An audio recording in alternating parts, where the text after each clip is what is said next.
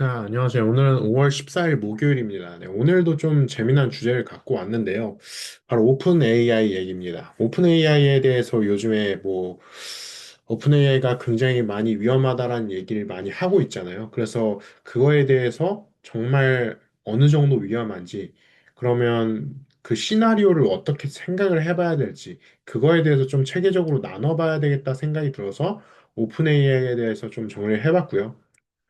오픈 AI가 과연 망할지, 저는 결론부터 말씀드려보면, 당연히 망할 거라고는 생각 안 해요. 근데 상장을 과연 제대로는 할 수 있을지, 그거에 대해서 한번 생각을 해볼게요.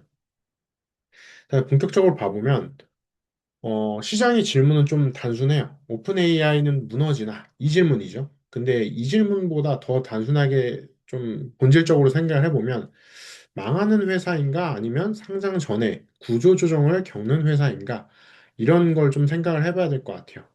지금 오픈 AI 같은 경우에는 다른 기업들처럼 AI 인력들을 해고하거나 그런 얘기에 대해서 좀 명확하게 나오고 있지 않고 있어요. 그러니까 조금 폐쇄되어 있는 형태로 얘기가 나오고 있죠. 그럼에도 오픈 AI가 최근에 챗GPT 5.5 버전 좀 됐죠. 5.5 버전이 나오면서 계속해서 어떻게 보면 엔트로픽의 클로드와 양대 산맥을 이어가고 있죠. 그래서 지금 오픈 AI 같은 경우에는 이게 좀 중요한데 초고성장 기업이 공적 시장에 들어가기 위해 감당하기 위한 거버넌스, 자본, 법률 비용을 한꺼번에 치르는 회사에 가깝다.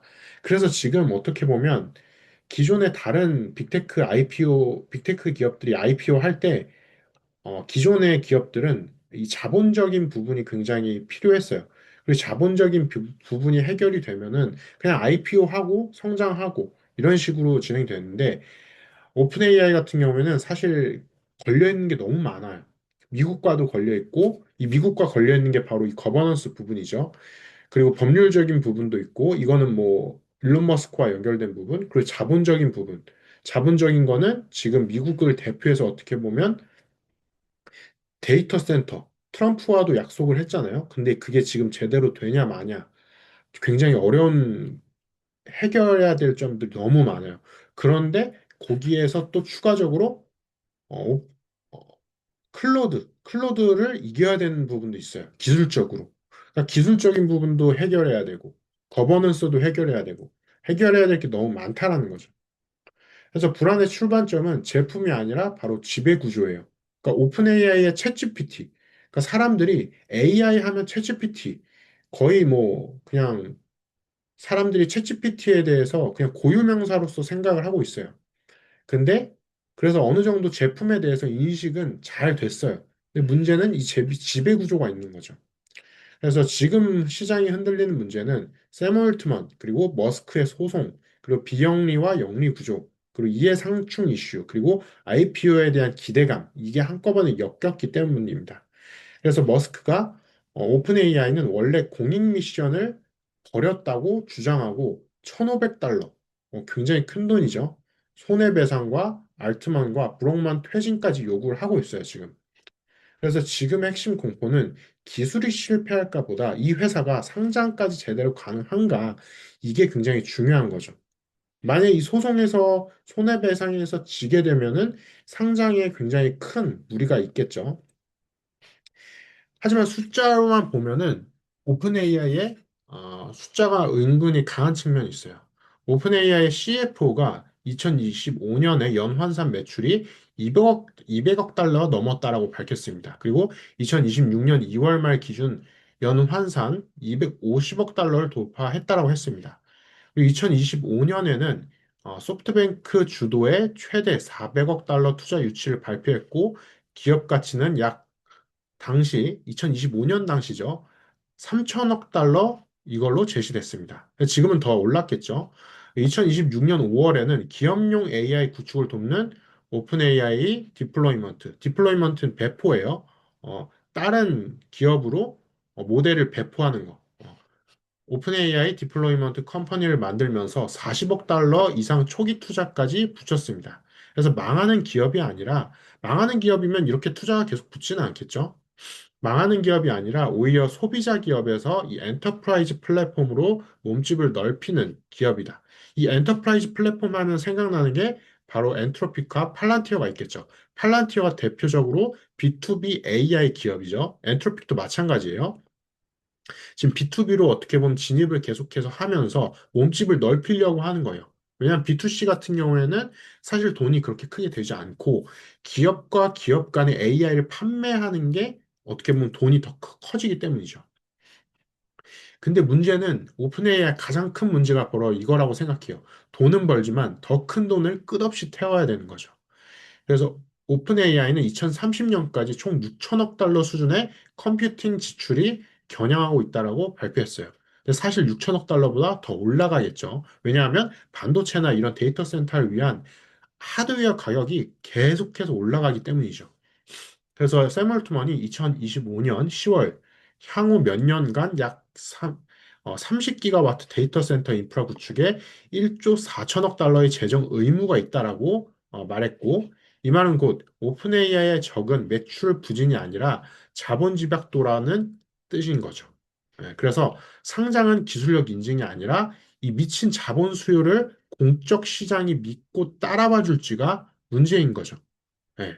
6천억 달러의 컴퓨팅 지출이 필요하면은, 그리고 1조 4천억 달러의 재정 의무가 있다라고 하면은 이것만큼 또는 이거 이상의 매출이 나오고 또는 기대감이 주가로서 반영돼야 되는데 과연 이게 될 것이냐라는 의심이 붙는 거죠.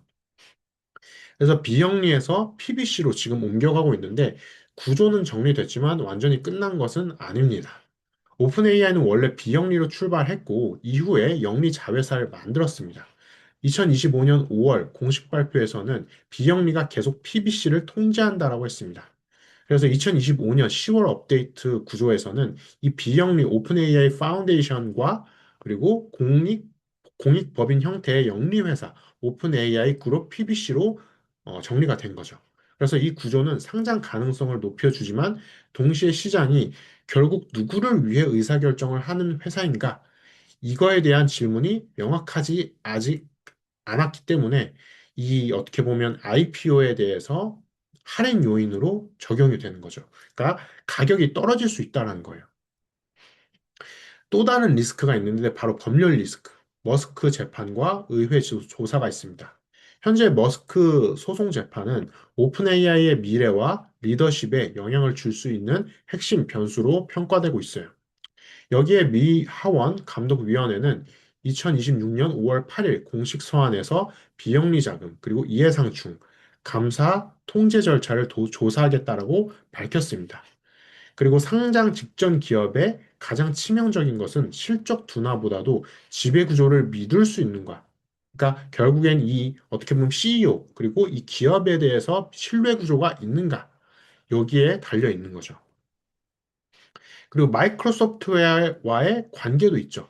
근데 이 관계는 축복이자 족쇄가 될 수 있어요.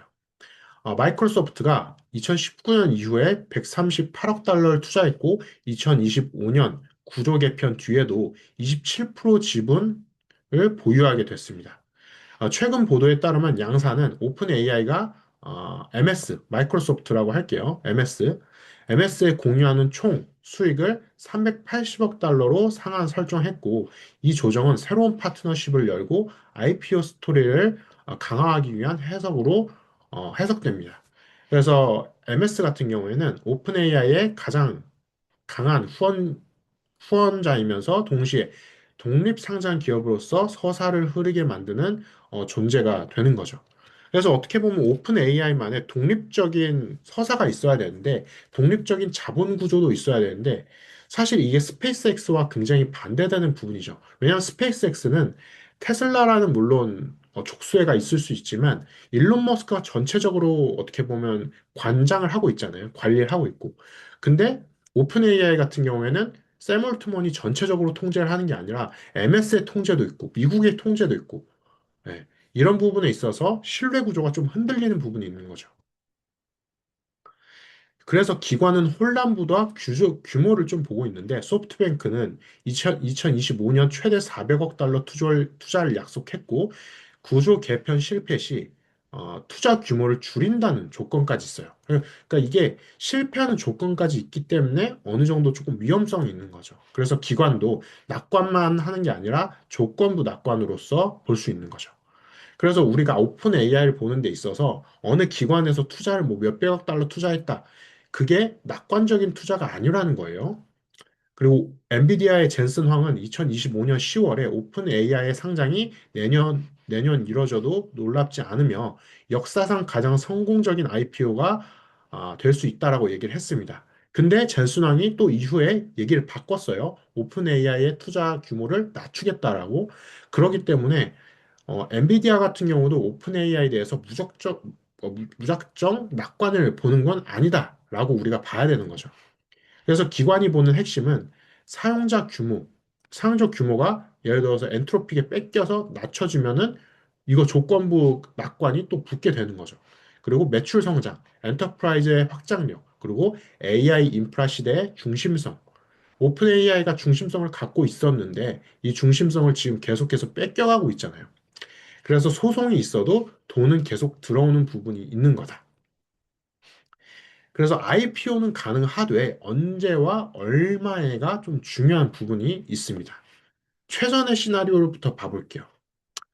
소송 부담이 낮아지고 구조 설명이 정리되면 2026년 말이나 2027년 상장 추진 가능성이 살아 있습니다. 최근 보도도 일부 경영진에 따르면 올해 말 가능성을 본다고 정했습니다. 기본 시나리오를 볼게요. 기본 시나리오는 IPO는 하되 2027년으로 미뤄질 가능성이 더 현실적이다.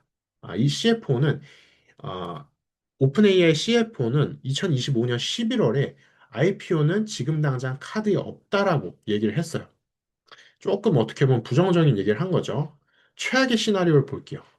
거버넌스 논란, 이해 상충 이슈, 법률 리스크가 길어지면 상장은 가능해도 멀티플이 크게 깎이거나 일정이 밀릴 수가 있습니다. 그래서 오픈 AI의 문제는 생존이 아니라 이 지금의 챗GPT 프리미엄을 계속해서 가져가는 게 중요합니다. 그래서 오늘의 주제였던 오픈 AI는 망할까? 이 답은 일단 아니라고 생각은 하지만 비싸고 어려운 길을 가고 있다는 거죠. 굉장히 가격이 비싸요. 그래서 오픈 AI는 지금 당장 무너질 기업은 아니지만 매출과 자본, 사용자, 그리고 기관의 신뢰, 이 어느 쪽을 봐도 좀 생존 불안보다 과잉 팽창, 이 관리가 굉장히 중요합니다. 네, 그래서 상장은 기술 기업의 졸업장이 아니라 지배구조, 이해상충, 자본 효율, 그리고 파트너 독립성을 동시에 증명하는 시험이다라는 것. 그래서 오픈 AI는 아직 그 시험장에 해결하지 못한 한복판에 있습니다. 그래서 오픈 AI의 진짜 질문은 망하냐, 안 망하냐, 이게 아니라 공익 미션, 이게 굉장히 중요합니다. 공익 미션을 내세운 초거대 사기업이 공적 시장에서도 정당성을 증명할 수 있느냐. 굉장히 어려운 문제에 봉착해 있죠. 문제가 어려운 만큼 오픈 AI는 정말 대박을 터뜨리거나 아니면 멀티플이 굉장히 많이 깎일 수가 있다는. 그래서 예전처럼 순수한 성장 서사만으로는 좀 어렵다라는 거. 초반에 챗GPT가 서사가 굉장히 좋았잖아요. 3.0대 버전 때부터. 근데 그 서사만으로는 IPO가 원활하게 가긴 어려울 것이다. 라고 보는 거죠. 그래서 오늘은 오픈 AI에 대해서 조금 깊이 있게 살펴봤는데 여러분들도 이 오픈 AI 그리고 AI 기업들을 보는 데 있어서도 앞으로는 좀 더 좀 다각적으로 우리가 봐야 되는 게 필요합니다.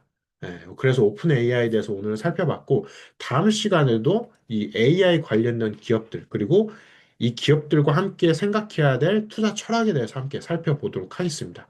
여기까지 오늘 마쳐보도록 하겠습니다. 감사합니다.